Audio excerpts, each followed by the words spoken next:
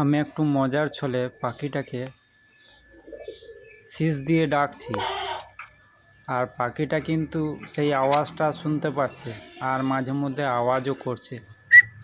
তাই যে দেখো আমি ওপর থেকে ভিডিওটা করছি, ওখান থেকে ডাক দিচ্ছি, তা পাখিটা একবার করে এইদিকে ঘুরছে, একবার করে ওইদিকে ঘুরছে।